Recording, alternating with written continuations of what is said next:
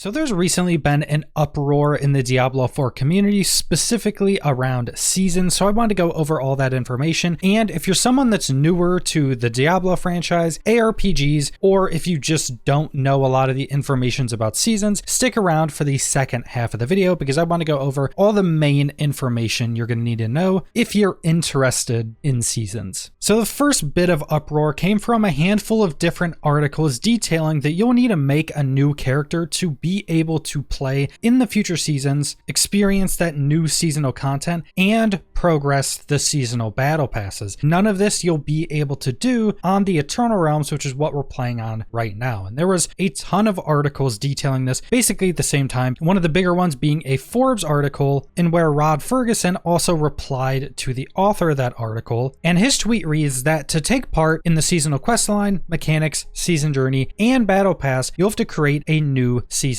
character. And if you've been following Diablo 4 or even my channel for the past year, you'll have known this information. We've known how seasons are going to work for quite a long time, or if you were even a player of Diablo 2 or Diablo 3 and played a lot of those seasons, it's going to work in a very similar way. In fact, they're basically building off of Diablo 3 seasons for Diablo 4 seasons, so none of this information should really come as a big surprise, but Diablo 4 has brought in a lot of new ARPG players, a lot of people new to the Diablo franchise, and a decent bit of people, at least a vocal minority, didn't have this information or aren't a fan of this. More specifically, a lot of people on Twitter have been complaining about having to restart that character. A lot of people now saying they're not even going to play new characters on the seasonal realms, and just generally a lot of complaining for this system that has legitimately been in place for probably close to 20 years in the franchise. And not to be too condescending, but all of this information about how seasons are going to work has been out there for over a year. We've had developer live streams detailing every little piece of how seasons are going to function. I've gone over multiple videos in the past year going over exactly everything in these seasons are going to work. If a lot of people didn't have this information, that's generally their fault, but I do agree with some of the complaints about how seasons are going to work in Diablo 4, primarily being that I think you should be able to progress the seasonal battle pass with Eternal Realm characters, even though it would probably be in a more limited fashion, because a lot of the progress you're going to get for the season pass in seasons is going to come from the seasonal journey. So if you didn't have that on the Eternal Realms, you would get a lot less progress for the seasonal pass, but I do still think they should allow you to progress the seasonal pass on the Eternal Realms. A lot more people would buy the season pass because they're going to continue to play on the Eternal Realm. A lot more people are going to buy it, giving Blizzard more money, and those people, even if they buy it or not, can still get the rewards at least from the seasonal version of the pass without having to create new characters if they don't want to play on the seasonal realms. I think that's one of the big things that they should probably look into allowing in future seasons. And if you're somebody that doesn't know how seasons are going to work, you're in luck because it's generally pretty simple. So seasons are going to be lasting 3 months, meaning there's going to be 4 every year. There's going to be a seasonal journey, a seasonal battle pass, and a ton of new seasonal content that go along with every new 3-month season. And within this content, there's going to be new gear, so new legendary aspects, new unique items. There's going to be a ton of balancing changes for every class to try to change up the meta. There's going to be a new seasonal quest line that teaches you about the seasonal objective and is more of a side quest or side story. It's not going to further the main story of Diablo 4. And then there's going to be some new big seasonal mechanic or seasonal system that adds the majority of new content, new ways to progress your character, or some new system that adds in new content. And all of that new content is also going to play into the seasonal journey and the seasonal battle pass. Now, the seasonal battle pass is the thing that you can pay for. There's going to be 2 different types of rewards, either free or premium. This is going to cost $10, and you're also able to buy tier skips. Now, the battle pass is primarily going to be filled with seasonally themed cosmetics, premium currency that you can only use on more cosmetics in the shop, and it's also going to include free seasonal boosts. So in the free portion of the battle pass, there's going to be a new currency that when you unlock, you can go spend that currency to get boosts for your account for that entire season. Now, you can't buy any of this currency to get these boosts any quicker. There's a level requirement, so you can't buy skips to get to them quicker, so there's no pay to win. The only thing you can actually buy in these seasonal passes is going to be cosmetics. So that's the paid portion of the season. There's also a seasonal journey, which is a completion system for the season. And there's going to be a bunch of different chapters. There's going to be things like completing portions of the main campaign or doing a bunch of other objectives like looting a certain amount of items, salvaging items, earning a certain amount of gold, completing certain dungeons. So just tons and tons of different objectives. Once you complete enough of the objectives in a chapter, that chapter is complete and you get a bunch of additional rewards. And then once you complete all of the chapters, there's also going to be unique cosmetics that you unlock for completing the entirety of the seasonal journey. There's also going to be a big pinnacle challenge at the end to fully complete it all. And the seasonal journey is not paid. There's nothing you can buy in this. This is just a progression system for the season. And this is where you're going to be getting a lot of your seasonal battle pass progression, is by completing a lot of the objectives in the seasonal journey. But like we already went over, you're going to have to create a new character to play on the seasonal realms to do all of this new progression. That's basically how seasons are going to work. You're going to create a new character. You're going to have a bunch of new content to do from all the new seasonal content. You're going to have a bunch of new objectives through the seasonal journey. You're going to have a bunch of new cosmetics to go earn. You're going to have seasonal boosts you can go unlock to give you increased experience, increased gold find. And then you're also going to have a ton of new gear to go find. And the one thing I would very much recommend for players that haven't ever played ARPGs like this and you haven't ever gone through that type of seasonal progression, I would recommend playing a new class that you haven't played on the Eternal Realm. One of the biggest parts about seasons is trying out new builds with all that new gear and new balancing to change up the way you've been playing the game. So playing a new class is the easiest way to do that, to just give you something completely fresh to go play all this new content with. And I think you'll be surprised how fresh this actually feels to play a new class, play a completely new build on a new character with all of this new stuff to go try out and to go progress through. But that's all I want to go over, so thanks for watching.